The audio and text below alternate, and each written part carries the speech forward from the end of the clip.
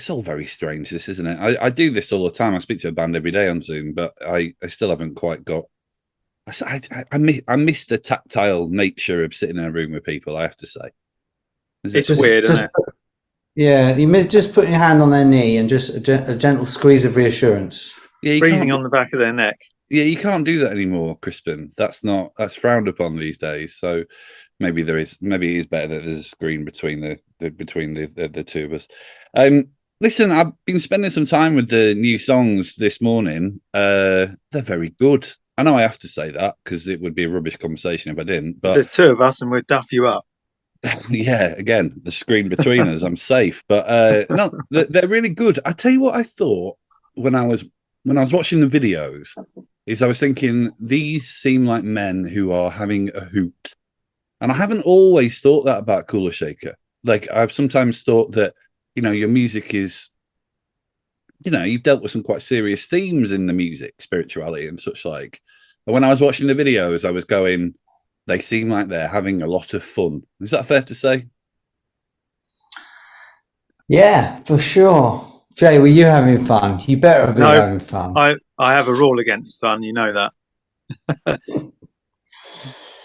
Yeah, we've always been having fun. I think the only time we weren't having fun was when there was a lot of money involved. It became a lot of pressure, and there was too many people involved, and there's no money involved now. Okay. And no people. Well, I mean, you say that though, but you have literally got the band back together. Jay, you're back for the first time in a long time. Like, how's that feel? Well, once the surgery's settled down, I'm sure it'll be fine. No, I'm not. I mean, you do look very much it's great. like. I mean, you do look very much like you did look. It's just that you've kind of got this. I can't remember the name of those kind of luxury pets. Those dogs, with the long hair. You mean an Afghan, sir? That's the one. Yeah, I'm sure people have said that to you before. Yeah, I'm channeling my inner Afghan. That's for sure.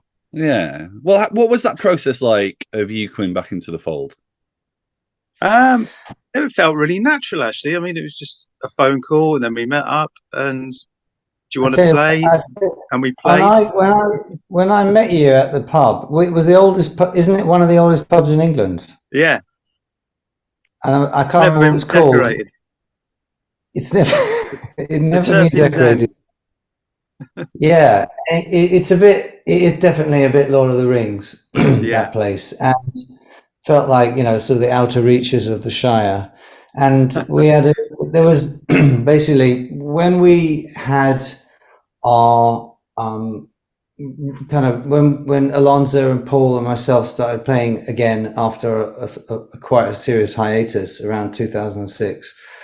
We called Jay, and he was on a private jet somewhere, and it just didn't happen. And we had 10, 15 years of our lives all just there being other people and other priorities, and when a North American tour came out last year, and Henry Broadbent had been playing with us during the interim. He couldn't do it, and he didn't want to do it either, and it was too much. It was too much time away, and there was no one else. There was no one else to call. Really, we tried Ghostbusters, and Jay, you said, "I've been expecting you." I've been expecting. I did have the white cat on my lap by that point, didn't I? Well, he really said that, because that sounds like some historical revisionism. But if he really said that, I've got a lot of time for Jay. Well, there's lots of different types of foreshadowing that you see around you, and some people I know read license plates, and I've dabbled in license plate reading myself. You can predict the future, and the universe is communicating with all of us. Depends. Some people use tarot cards, some people use car license plate numbers, but there definitely been a kind of a sense that something was happening, and we'd felt it. And then when we spoke to Jay, he'd felt it too, and so in a big way. Yeah, in a big way. It's weird you say that. I have OCD. I talk about it on the podcast quite a lot. And one of the things that OCD people have to be quite careful of is what you would call magical thinking. So the idea that you assign meaning to things like you just described, for example. So, we try and stay away from numerology and things like that because, we make it Why? weird. We make Who it told weird. you that was wrong? Well, Sack them immediately. Listen. I had some real problems with that when I was younger, so it's best that I stay away. However, I also kind of do subscribe to what you're saying.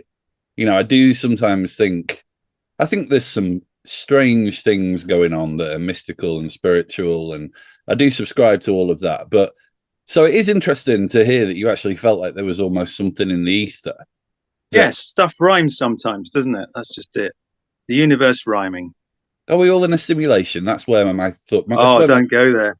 That's where my thoughts currently are. If so, where's the channel changer? Well, this is it, isn't it? This is it. These aren't great times, are they? Not my script. Yeah, no, totally. Who's writing this video? Yeah, I know what you're saying, but there's what you're talking about is the fear that you could spiral into madness. And that's the thing, is sometimes, it's the mad people who are actually, tapped into a higher truth. And, so there's a price to pay when you are, absorbed in and connected to and reading all those signs, because, the great mathematicians, there was that wonderful mathematician. What was his name? Ramanujan from Cambridge, and he came over Johnny. Yes, Ronnie Ball, Johnny Ramanujan came over, and he was right. He was the guy who sort of formulated pi, and he was right on the edge. What can you say? But he attributed all of his mathematical genius to the goddess Lakshmi, and because his counterpart Hardy at Cambridge was like, well, how the devil do you do it, man? And he was saying, Lakshmi is giving me everything, So it just depends where you come from, and try not to. I don't think it's something to be scared of or wary of, but I think you just got to understand how it fits into the rational side of our brain and getting the balance. Yeah, I mean, I jest really. I feel a little bit like I got it in control a long time ago. I mean, Kula Shaker split up in 1999, and that was the same year that I was having conversations with my security light when I was at university, and thinking that when it was on, it meant one thing, when it was off, it meant another thing. I'm a long way away from that, so I definitely feel like I can vibe with what you're saying. However, I won't be inviting you to speak at my OCD support group because I think you might send everyone utterly mental. So I'm not putting the invitation out there. Speaking of that era, though, I feel a bit like with Kula Shaker, you've really witnessed everything the music industry has to offer, in the sense that you were such a hyped band at the beginning, and you were such a commercially successful band at the beginning. And then here you are when no one knows how to make any money and it's all a big bag of shit. Is that kind of how it feels? And if so, why do you still want to be part of it? Well, that's a very good question. We do feel like we witnessed the sort of the sacking of Rome. We do feel like, that moment at the end, there was money, people were making videos, and there was excess, which we were very much kind of observers on, even though we were on quite a sort of a high. It was really everyone around us who was properly having it large. And we felt like we were sort of passing through a madhouse. And then, Rome just sort of went up in flames, and the Twin Towers came down, and suddenly, nobody knew what the hell was going on, and people were wandering around covered in napalm. And here we are now, and things have, the landscape has changed and shifted into something completely unrecognizable.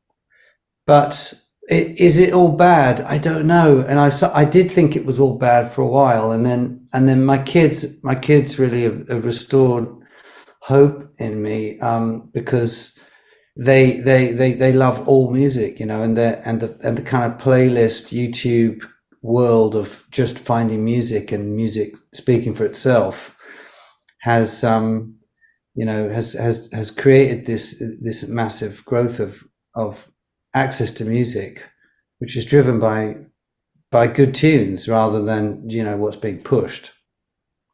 I'm very interested in the slow creep stroke recent gallop of authoritarianism under the guise of liberalism, when really I find a lot of it very illiberal. And without scratching a wound that I'm sure is long healed, when you think about the idea of people being cancelled or people being having their ideas shut down or being misrepresented or their names smeared kind of in a very duplicitous way, do you feel like you were early victims of that with what went on with the music press and the incident with the swastikas? Well, when today it's called like trolling, being trolled, or the mob, it would have been in ancient Rome. And it's always existed. Just everybody sort of gets together and starts to, make an example of anybody who's slightly different. And if it's been happening since ancient Rome, it was happening before that, and it just shifts the medium. So it was the press doing the sort of hate speech and the trolling, and then it became Twitter, and now it's all this cancellation stuff, which is really very, very George Orwell. I mean, George Orwell's looking at this going, oh my God, I should have, I should have made the book much edgier. But no, I think it's part of the job, isn't it? I mean, every band, once they get to a certain level, they have to deal with it in their own way. But do you think you had a target on your back because of a perceived privilege? I mean, I should say that I don't really subscribe to the current conversation about privilege and the pyramid of that. I think it's a very regressive way to view the experiences of humans. But do you think that was the reason why people went after you so hard? Because it really was, when I revisit it all these years on, I think here's a band that is celebrating a different culture in many ways, and yet there were these smears of people taking what you had to say so willfully out of context. Well, we were sort of we were a little red rag to a bull, and I think if you're doing a good job in terms of your music and whatever it is you have to say, if you're over the target, then you'll be getting flack, as they say. And if you've got nothing to say, no one's, it's just going to be meh, isn't it? There's not going to be any reaction. So I think we couldn't really be that objective about it, to be honest. We were right in the middle of it, and I think when it becomes when it gets in the way of you just making the music and having fun, which the business side of it did, and which being in the public eye is part of it, that's a problem, But in terms of like reading your own press and scouring through and how am I being perceived and all that, you will go mad if you get into that, and I always avoided it, But it's just a circus. You've got to take it for what it is. Did you have to learn that though, or was that just how you built? I mean, personally speaking, I was always sort of playing the clown, actually, and a lot of what I said was taken seriously when it wasn't actually serious at all. But there was I did have an arrogance about the whole fame thing, because I'd seen it around my family. I'd seen it with my mum. My mum it had really messed my mum up, actually. She'd never really shared with me how bad it was. Not until I helped her with her memoir. And then I got all the sort of stories and realized how it is going to really send her off the edge very young to have gone through what she went through. She was a huge Disney star in America through the 60s. So I thought I kind of knew it. I thought I could handle it. And I also thought I was smarter than the business and that we wouldn't get burned. You know, and of course, you know, that's just, you know, being young. You are going to, you know, you're going to get humbled at some point, and we certainly did. Was that one of the reasons why you retreated for a time? Yeah, I personally had retired at 25. Good like work, sir. Like a footballer, right? Thank you. Yeah. And then then you just what am I doing? Well, I tell you, the biggest problem we had, and I don't know whether you're going to agree or not with this, Jay, but I felt, looking back, that the biggest problem was that we achieved our impossible mission on the first record. And our impossible mission was, let's get all these sacred ancient mantras onto national radio. And in the same way that they had this idea of like chucking pure LSD into the water supply in the 60s, we were going to do the mystical equivalent. Mystical torpedo. Yeah, and we did. And it was like, oh, okay, here we are. And we were sort of baffled, and we'd broken through the enemy ranks so quickly that we didn't know what to do when we got to the other side. And then it all got, you know, mad, really mad. Yeah, I mean, I'd never read any, well, not that I'd read because I didn't understand what it said, but I'd never seen any Sanskrit in our price until I'd discovered Kula Shaker, which I think is some kind of achievement, you know. Jay, when you went off and you were playing, you know, with some of the biggest bands that Britain's ever produced, did you feel like there was unfinished business with Kula Shaker? No, not really. It was kind of the end of an era, and kind of everyone went off and had families, and you know, there was a definite natural line in the sand. And like Crispin says, the business side of it just got too much. I think we were all having mad, you know, sort of breakdowns while this was going on, but didn't realise it because we were so busy. Yeah. But it seems that everyone was kind of going through a bit of a difficult time towards the end of it. But yeah, no, I sort of took time out and just did normal stuff, became a dad, as I suspect everyone else did. And then just kind of forgot about music, really, just got on with normal life. And then just got a call one day. Do you want to do it? And I was like, yes. Do you not want to think about it? And I was like, no. So, yeah, I mean, it's funny that I found in life, it's when you forget about something or just let go, these things appear. If you're chasing stuff all the time, you never seem to be able to get hold of it. You just let things go and don't worry about it. They tend to just sort themselves out, I've found. Right. So Crispin can't come to my OCD support group, but you can, because that's very much the advice that we give people. I was completely lying, of course, but I mean, right? Okay. An interview. Okay. Yeah. Okay. No, I'm joking. Yeah. Yeah. No, I think we all went through something towards the end, but then we all kind of, you know, went and did normal life for a bit, which I think is a very good thing. Yeah. It's a balance. Listen, let's ride this out to the end by talking about positive things. So tell me about the new record. I've only heard the 3 songs, but where was it recorded? How did that come together? How quickly was it written? You know, just tell me about the new record. I will tell you very quickly. It was written in 2023. We wrote the songs very quickly whilst we were on the road. So we would write a song, we demo it, and then we play it in front of an audience. And if they didn't throw tomatoes at us, then we knew it was working. Actually, so you were really road testing them as you wrote them. Oh yeah. And I think that you can hear it on the record. And we worked quickly, and there was an ambition with this record to break out of our little cottage industry model that we'd been doing an album every 4 years, every 5 years, and I was doing film, and Lonzo was producing, and everyone was having families, and there were other things happening that had to sort of compete for our time.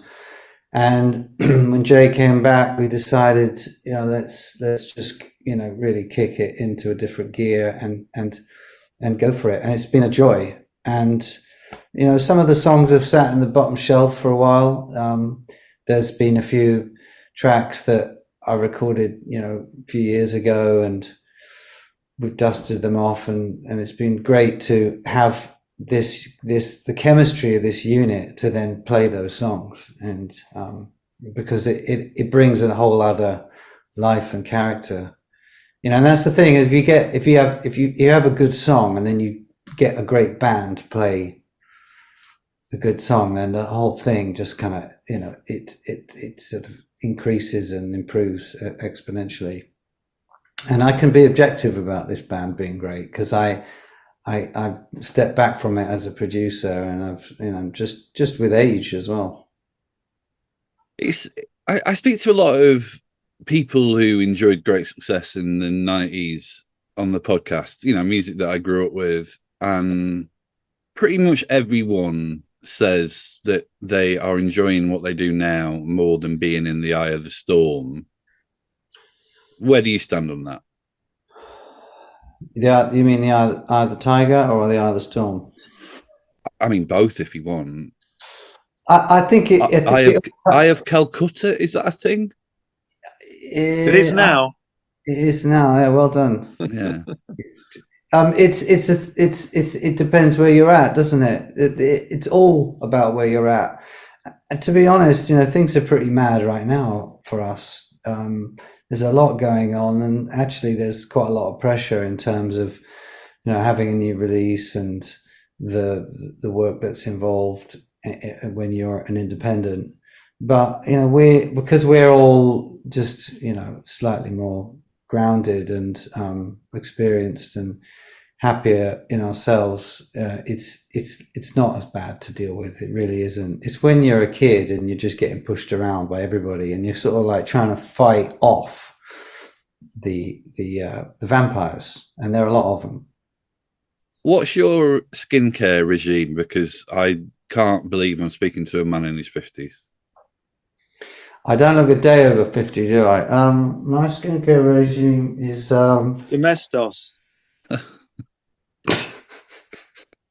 Eye baths, yeah. With Domestos. I mean, cow dung's quite good. I mean, I know it's an embarrassing question, but you are aging extremely gracefully. Well, your eyes testing, sir. Yeah, you must be. Oh, I mean, I don't know. I guess you get what you need to do the job. I mean, I borrow. Where do we get our wigs done, Jay? What's his name again? Well, it used to be Woolworths, but they don't exist anymore. So we go to a new guy now in China. He's rather good, Sebastian. Do you know what I think your role in this conversation has been, Jay? In the Muppet Show, there's Statler and Waldorf. Yeah, and I hated it. Occasionally, they just quip in with something funny. I feel like that's your role here. Yeah. It's kind of my role in the band, I think. Yeah. Well, listen, I'm really excited that you have got this new record coming. Like I say, I love those 3 songs, and I particularly love the videos. It's made me feel all good inside, and I feel a little bit more cosmic for having this conversation as well. So, thank you for giving me half an hour, and good luck with the new record. Thank you, sir. Lovely to meet you. Amazing. Pleasure. Thanks a lot. See you later.